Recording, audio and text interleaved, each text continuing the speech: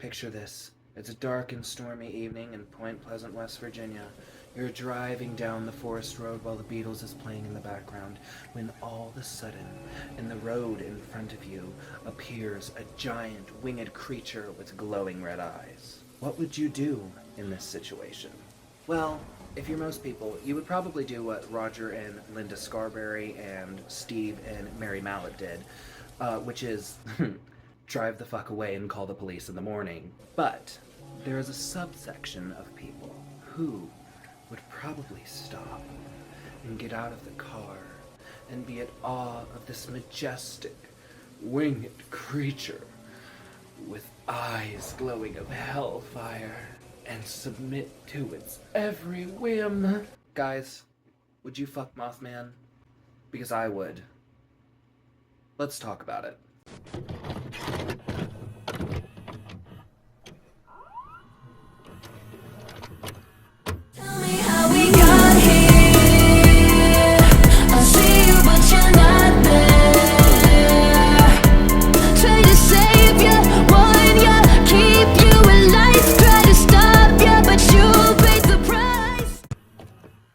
Part 1. There be monsters in them woods. Alright, now that I have you hooked, let's get into some actual Mothman lore.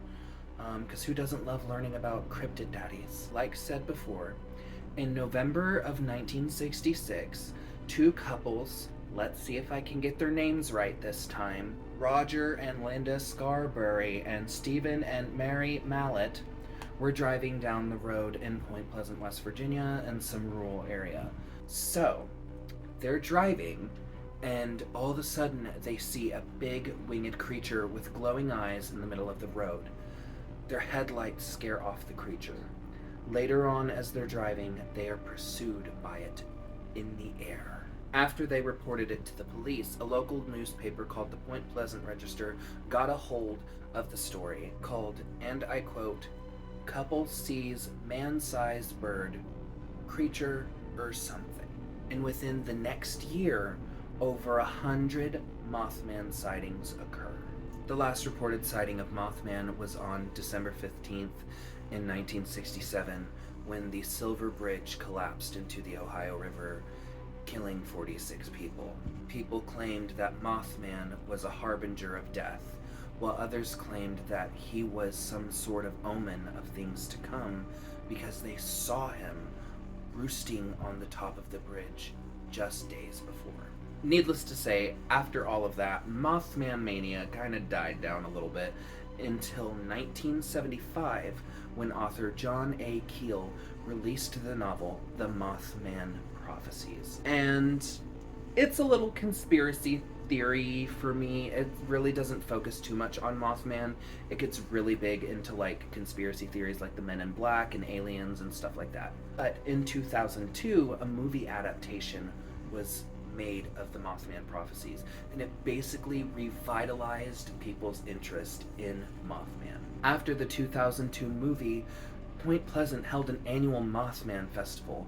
They have a Mothman museum, and in 2003, they erected the infamous Mothman statue in the city square. So needless to say, Mothman has kind of been really important to the economy of Point Pleasant.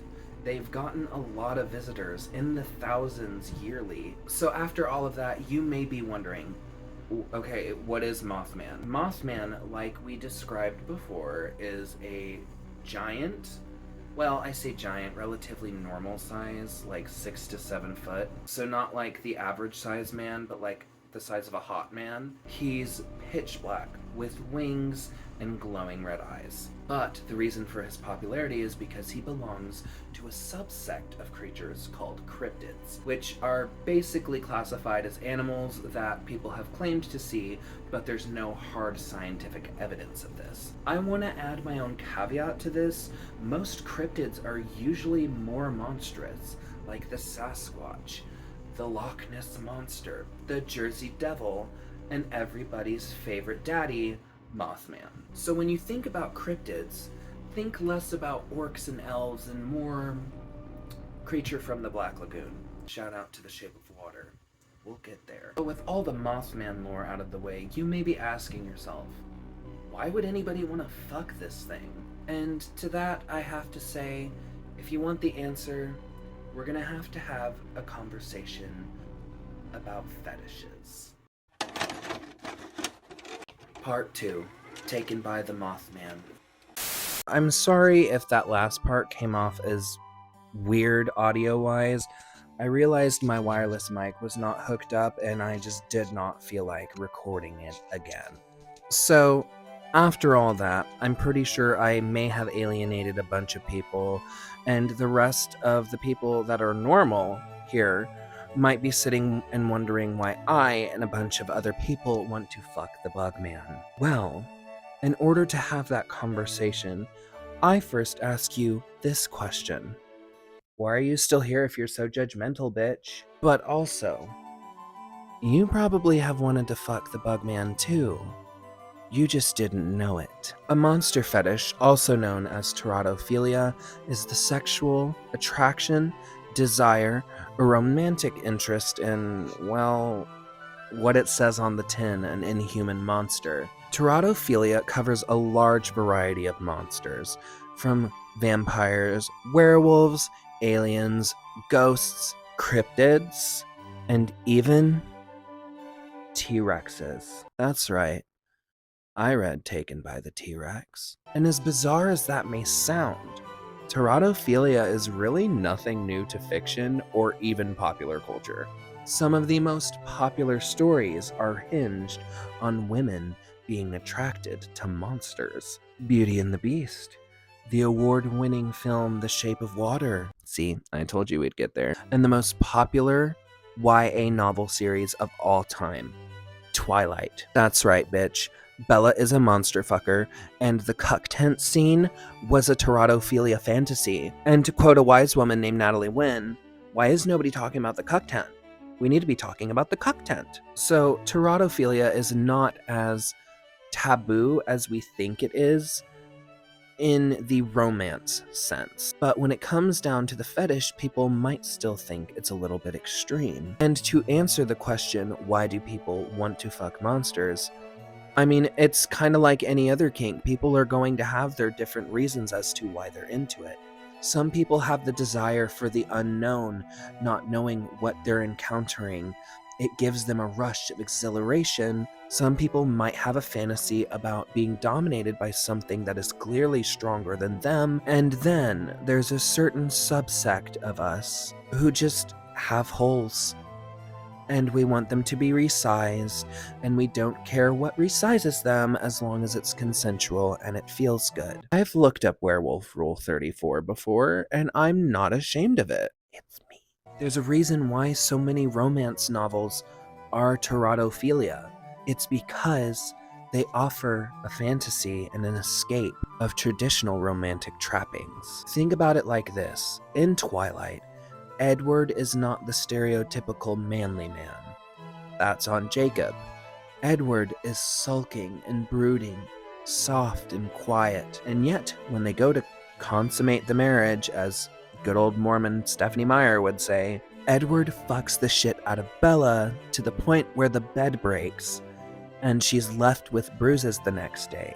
But it is made a point that she enjoyed all of it. And let me tell you, bitch, when Twilight Breaking Dawn Part 1 came out, so many girls were getting their panties wet for the bed breaking scene. Stephanie Meyer plays into the age-old trope of the bodice ripper in Twilight. The bodice ripper is basically a romantic story where the heroine is ravaged by the hero. It's not smut, it's not erotica, it is romantic sex. And there's a reason why so many women like that kind of sex. For women, sex is very mental. And while I can guarantee you there are women who definitely have explicit and graphic desires, they're not as forward about it as men. And before I go on speaking too much for women, let me just say that most of this is either from research or it is from my own personal experience as a gay man, being around my female friends, listening to them and their sexual fantasies, because apparently that's something that you talk to your gay friends about. So, with all that being said, there is a correlation between the mental and the physical in sex when it comes to women. Because, let's be real, men, on the other hand, well, they usually only think with one thing when it comes to sex. They're part 3, erotica, romance, and lamp. So after all that, I can only assume that the people who are left are the true teratophiliacs. And now that you're here, and I have your attention, I know you want the hot, juicy tea about all the Mothman erotica that I have found. And unfortunately, not a lot of them are good. Outside of the Rule 34 posts and some very thirsty Reddit threads, I really haven't come up with anything outside of campy, weird, Amazon exclusive romance smut fix. And I'm gonna read these names to you because holy shit, they're insane. We have Mounting the Mothman, Stargazing with Mothman, XXXmas with Mothman, and my personal favorite title, Bisexual Mothman Mailman makes a special delivery in our butts.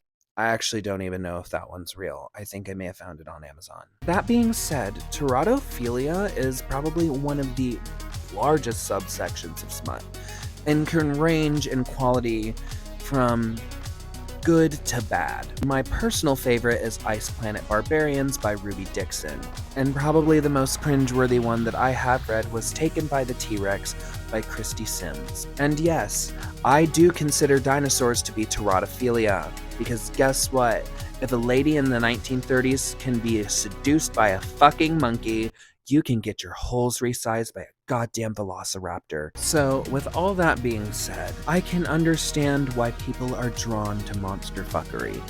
I am. I literally looked up Scott Howell Rule 34 before I filmed this video because I am an insatiable werewolf fucker. And also I love Mothman. With all that being said, I can kind of understand why people would be a little bit confused about monster fuckery and teratophilia. Because, like all fetishes, it takes a level of understanding and communication to really figure out these things. And let's be real, the vast majority of people are not communicative or understanding. And while we're on the topic of fetishes, I figured that the best way to end this video would be to do something monumental. Mothman, I'm calling you out. I heard you like lamp, and I have the biggest lamp.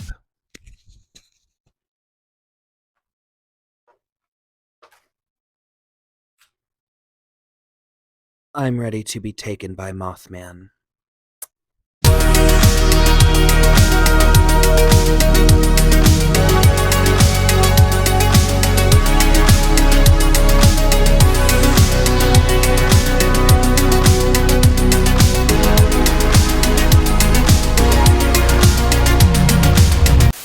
You can get your holes resized by a goddamn velociraptor.